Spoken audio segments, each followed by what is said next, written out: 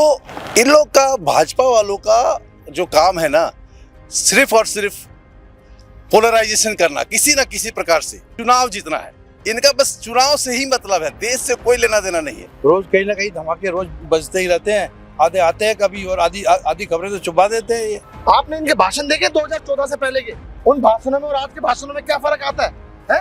अब तो देश की गद्दी पर आपको जनता ने बिठा दिया, उसके बावजूद भी अगर आप देश नहीं चला पा रहे तो सबसे बड़ी दुखद बात है ये।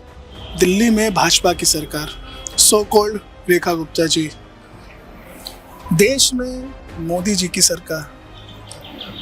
तो ऑब्वियस सी बात है, अगर कोई देश में घटना हो रही है, खास करके राजधानी में, तो इसके जिम्मेदार, जाहिर सी बात है, अगर मेरे घर में कुछ होता है तो इसके जिम्मेदार मुखिया होंगे, तो इसकी जिम्मेदारी उनको अपने सर आंखों पे लेनी चाहिए। बीते सोमवार को देश की राजधानी दिल्ली में लाल किले के पास एक कार में धमाका हुआ।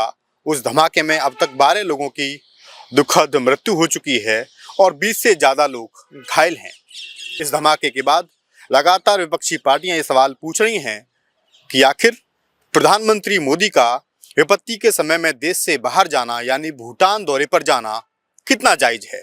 इसके साथ सवाल ये भी पूछा जा रहा है कि दिल्ली देश की राष्ट्रीय राजधानी है, उसकी सुरक्षा जितनी होनी चाहिए थी, क्या ये सरकार उतनी सुरक्षा या उतनी सुरक्षित दिल्ली को कर पाई। दिल्ली के लोग, दिल्ली के शहरी इस धमाके के बाद अपने आप को कितना सुरक्षित महसूस कर रहे हैं, आइए उनसे बात करते हैं। कल एक दुर्घटना घटी और उसमें कई लोगों की जानें गई। क्या सरकार राष्ट्रीय सुरक्षा के प्रति अपनी जो जिम्मेदारी है उसको सफल तरीके से निभा पा रही है या नहीं निभा पा रही है? सबसे पहले तो मैं सारे जो परिवार जिनका भी क्षति हुआ है उनको मैं अपने दिल से सभी को कहता हूं कि भाई उनको शक्ति दे, ईश्वर उनको शक्ति दे, उनके परिवार को शक्ति दे। और ये जो घटना घटा है, यह घटना दिल्ली ही नहीं पूरे देश के लिए एक बहुत बड़ा सबक का वह है कि राष्ट्रीय सुरक्षा की बातें बीजेपी हमेशा करती है कि भाई आपका देश पूरा सुरक्षित है, लेकिन विगत 10 वर्षों में आप देखिए कि कितने सारे जगहों पर खेप पकड़ा गया ना। आरडीएक्स ही नहीं, और भी तरह के जो राष्ट्रीय सुरक्षा, जैसे कि ड्रग्स के भी कई जगह पे खेप पकड़े गए, लेकिन उस पे हुआ क्या? कुछ नहीं। कहने को लोग कुछ भी कहते हैं, है ना, कि भाई हम लोग बहुत सुरक्षित है, हमारा देश ये है। अभी देखिए हमारा कश्मीर में इतने लोगों को मारा गया, अब पुलवामा में वहाँ पे भी अटैक हुआ था, उसके बाद अब दिल्ली में हुआ। इससे पहले 15 दिन 20 दिन पहले ही आरडीएक्स वो पकड़ा गया 350 किलो। तो उसमें सूद क्यों नहीं ले सरकार ने उस टाइम में क्यों नहीं चेते? उस टाइम में सुरक्षा एजेंसियां क्या कर रही थी? अब जब घटना घट गई, लोग मारे गए, लोग घायल हुए, अब आप सुधि लेंगे। और चूंकि इसको ऐसे ना लीजिए, इसको बिहार चुनाव से भी जोड़ना बहुत जरूरी है, क्योंकि इस घटना को यहाँ पर इस घटना का फिर मार्केटिंग होगी वहां पर बिहार चुनाव में। तो इन लोग का, भाजपा वालों का जो काम है ना, सिर्फ और सिर्फ पोलराइजेशन करना, किसी ना किसी प्रकार से। इनका एकमात्र इनका वो है, उद्देश्य है कि भैया हमें किसी भी तरह से चुनाव जीतना है। इनका बस चुनाव से ही मतलब है, देश से कोई लेना देना नहीं है। देश का लोग मरे जिए, कुछ भी हो जाए देश के लिए, उनका कोई वो नहीं है उनके अंदर में। और ये लोग हमेशा से देखिएगा कि देखिए आजकल अमित शाह जी आकर के टीवी में बोल रहे हैं कि जो भी होगा उसको छोड़ा नहीं जाएगा। ये इस तरह से घटनाएं पहले भी हुई। क्या हुआ मुझे बता दीजिए, जो इतने लोगों को कश्मीर में मारा गया था, उनके विषय में क्या हुआ? क्या पकड़ लिए? देश में फिर लड़ाई हुई उस टाइम में, तो लड़ाई हुई, उसका अचानक से फिर लड़ाई बंद हो गई। जब आप अंजाम दे रहे थे तो पूरा अंजाम देते पाकिस्तान को, क्यों नहीं दिया उस टाइम में? तो तमाम बहुत सारी चीजें हैं। देखिए, ये लोग कहते हैं कुछ, करते हैं कुछ।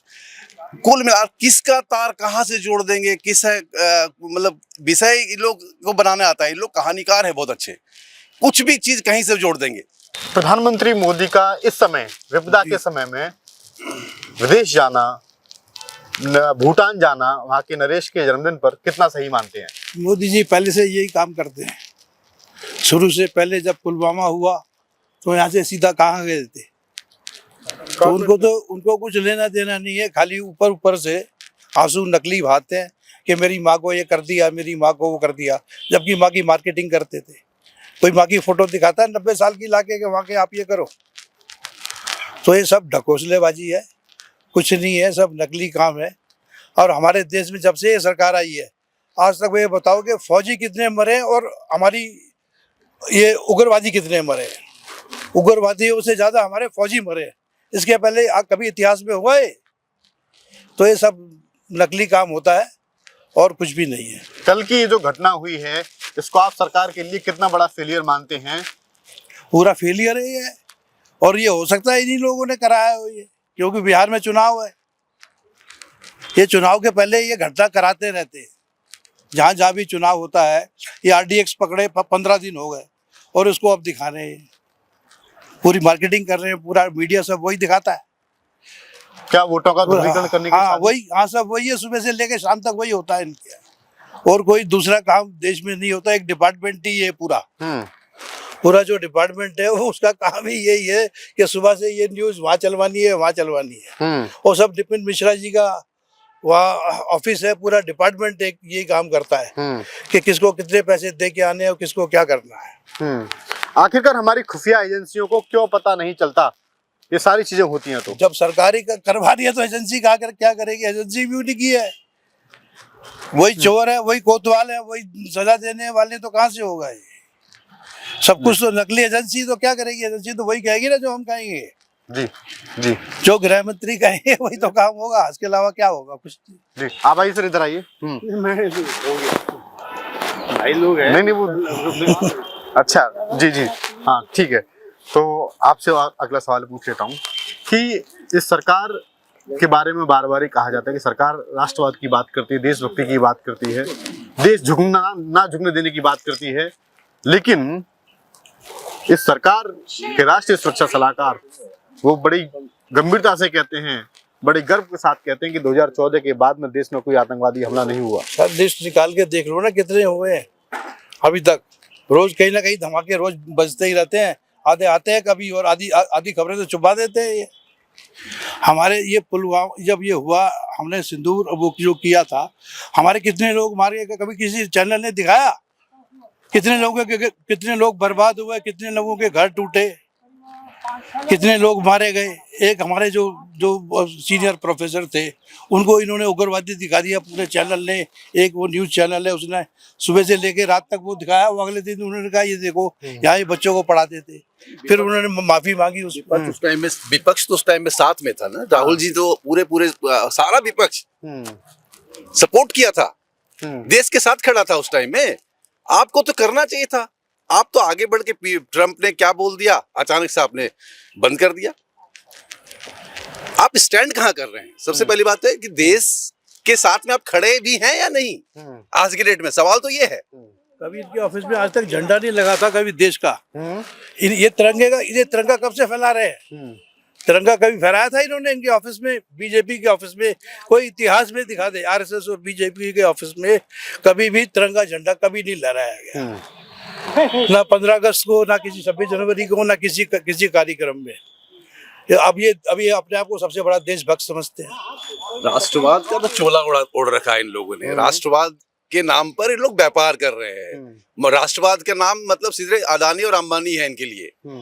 इनके लिए राष्ट्र दो ही कंपनियां हैं सारी जिनको ये व्यापार दे रहे हैं, है ना। राष्ट्रवाद का मतलब है सीधे सीधे आप इसका सिनोनिमस अगर करेंगे ना, इनका जो पर्यायवाची है आज की डेट में, तो ये व्यापारवाद है राष्ट्रवाद का मतलब। बहुत दुखद बात है, आज तक के इतिहास में ऐसा प्रधानमंत्री मैंने नहीं देखा। उम्र हो रही है, अरे इस्तीफा लेके बैठ जाओ, दे दो किसी को, तुम्हें नहीं आता चलाना देश। आपने इनके भाषण देखे 2014 से पहले के? उन भाषणों में और आज के भाषणों में क्या फर्क आता है? हैं? अब तो देश की गद्दी पर आपको जनता ने बिठा दिया, उसके बावजूद भी अगर आप देश नहीं चला पा रहे तो सबसे बड़ी दुखद बात है ये।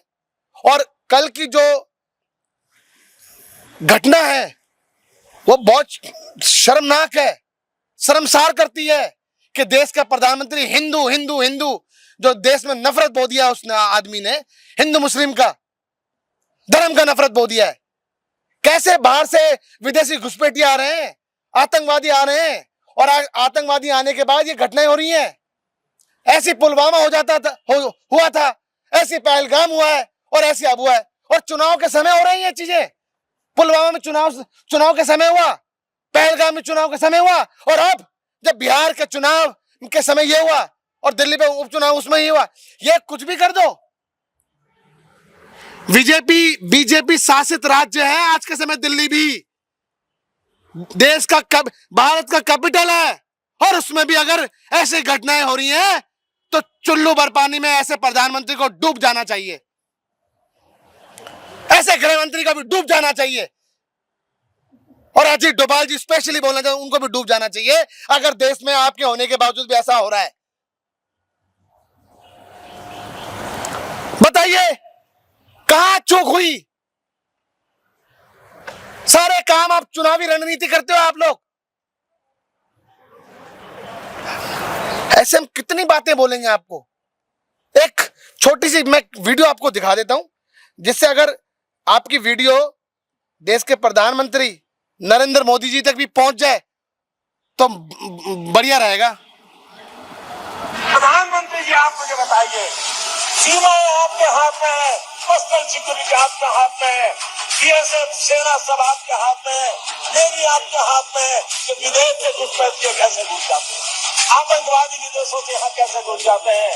आप जवाब दीजिए। व्यवस्था आपके पास है, उनके पास जवाब नहीं था। अब ये कौन बोल रहा है? वो देश की गद्दी पे बैठा हुआ आदमी बोल रहा है। ये 2013 से पहले के भाषण है इन लोगों के, और मनमोहन सिंह जी के बारे में उंगलियां उठाते थे।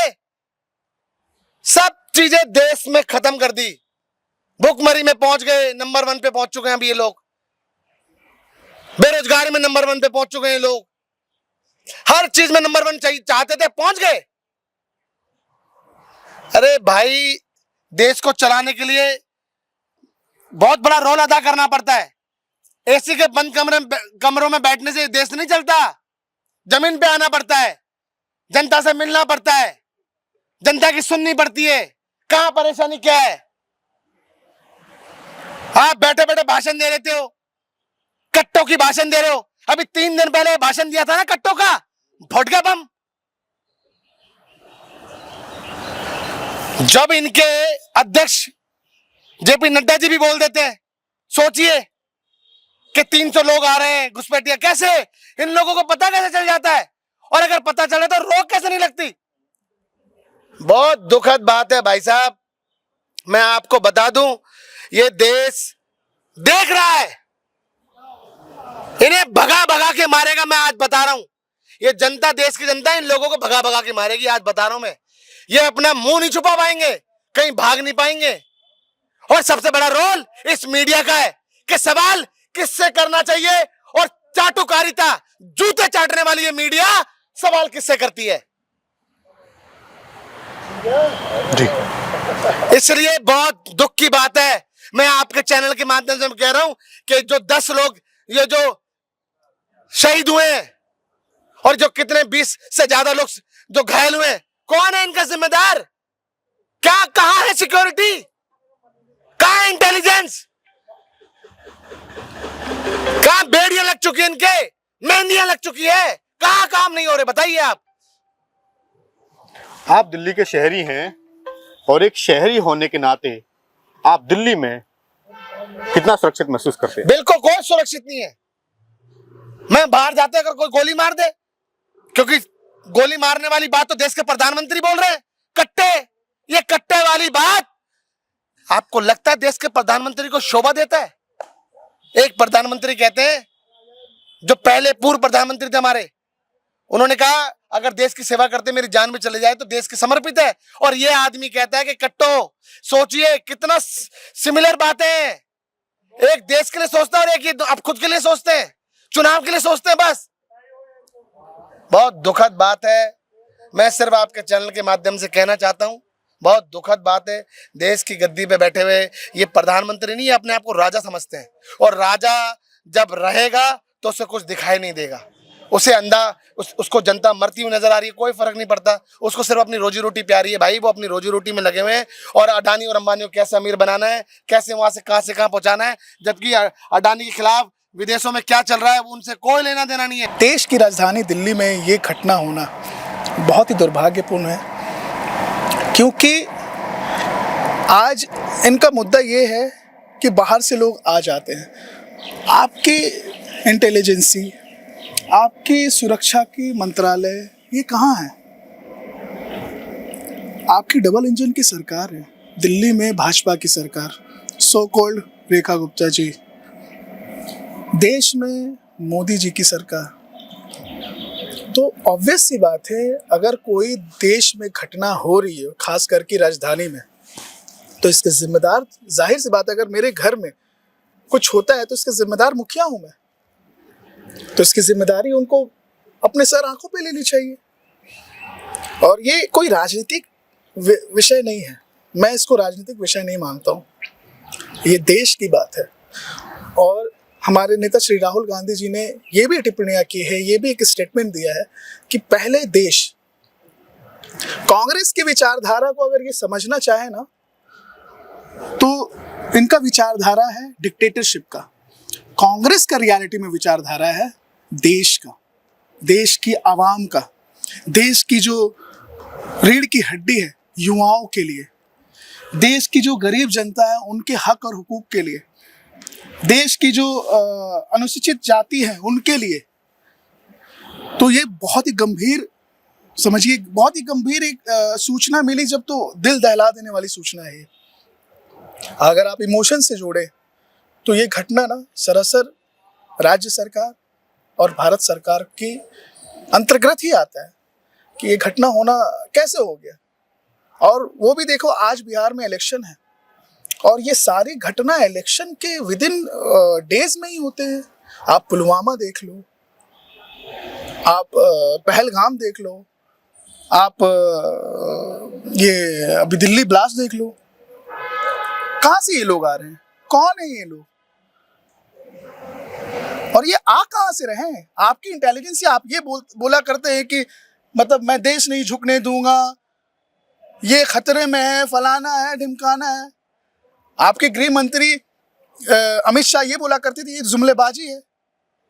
तो जुमलेबाजी के साथ साथ देश को जुमले में ले रखे हैं क्या? देश में ऐसी ऐसी घटना हो रही है, ये जुमले के साथ होगी क्या? ये बहुत दुर्भाग्यपूर्ण है। इसमें तो आज आप देखिए ये घटना हो, आज सुबह आप भूटान रवाना हो गए, देश के प्रधानमंत्री भूटान रवाना हो गए।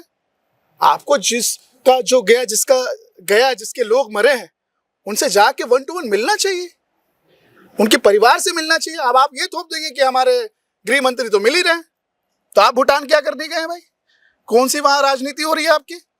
देश में इतना अहम मुद्दा है, देश की राजधानी दिल्ली में इतना बड़ा घटना हो जाता है और आप भूटान सुबह रवाना हो जाते हैं। ये बहुत ही दुर्भाग्यपूर्ण। और दूसरी बात कि आज इन्होंने भाजपा 10 साल तो केजरीवाल रहे, ना ही जमुना पे कंट्रोल हो पाया, ना ही दिल्ली की हवाओं पे कंट्रोल हो पाया। उनका इल्जामात कि ये पराली तो वो पराली, चलो ठीक है, चले गए। भाजपा आई, सो कॉल्ड जो इनकी सीएम है रेखा गुप्ता जी, वो आई और भाजपा का एक नारा था कि जहां झुग्गी वहां मकान। तो जैसे भाजपा की सरकार बनी तो सबसे पहले जहां झुग्गी वहां मैदान हो चुका। उनका एक और नारा था कि पूरी जमुना साफ दिखेगी। आज आप जाके जमुना देख सकते हैं, आप मीडिया वाले हैं, आपके पास कैमरा है, आप जाके जमुना देख सकते हैं। उनका ये भी नारा था कि दिल्ली के लोगों को शुद्ध हवा मिलेगी। आज दिल्ली के जितने भी सीनियर सर्जन हैं, जितने भी सीनियर डॉक्टर्स हैं वो ये वार्निंग कर रहे हैं कि जितनी भी दिल्ली के बच्चे हैं और जो प्रेग्नेंट महिलाएं हैं वो दिल्ली छोड़कर चली जाएं, दिल्ली से हट जाएं अभी कुछ दिनों के लिए। ये बहुत ही गंभीर विषय है। क्या आपको लगता है कि दिल्ली वायु प्रदूषण के हिसाब से, स्वच्छता के हिसाब से और सुरक्षा के लिहाज से अब क्या वास्तव में रहने लायक नहीं बची? बिल्कुल नहीं है, बिल्कुल। आप बाहर निकलते हो, ना, आप जब घर जाते हो तो यू फील कि हाँ मुझे कैसा महसूस हो रहा है। ऑब्वियस सी बात है, we are human beings, we three together human beings, whenever we have to go after finishing the work and all, तो हमें कैसा महसूस होता है?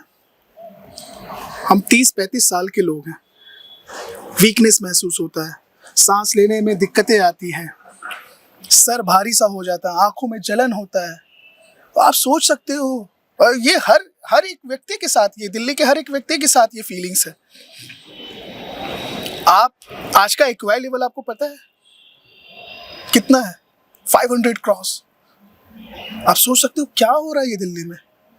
दिल्ली को जीने लायक नहीं छोड़ा गया है, और ये बहुत ही गंभीर विषय है। प्रोटेस्ट करते हैं वायु प्रदूषण के खिलाफ जिस तरीके से हो रहा है इंडिया गेट पर, उनको हिरासत में लिया जाता है, हिरासत में देखो आप, मुकदमा लिख दिया जाता है। अब आप ये चीजें, मारपीट की जाती है। ऑब्वियस सी बात है, ये समझने वाली चीज है। मतलब कहा गया है कि जब जब मोदी जी डरते हैं तो पुलिस को आगे कर देते हैं। क्या उनके जो दिल्ली के जितने भी सुरक्षा कर्मी हैं, क्या वो सांस नहीं ले रहे हैं? अब उनकी भी गलती नहीं है, वो तो ऑब्वियस सी बात है, सेंट्रल में पुलिस है तो गृह मंत्री अमित शाह जी का निर्देश होता है जिस तरीके का। अब उस प्रोटेस्ट में आप देखो बच्चे को उठाया जा रहा है। अब उस बच्चे से ये सवाल किया था, आप बच्चा क्यों लेके आए? अरे भाई, बच्चा सांस नहीं ले रहा है क्या? लोग सांस नहीं ले रहे हैं, मतलब अपने हक और हुकूक की बात भी नहीं कर सकते हैं।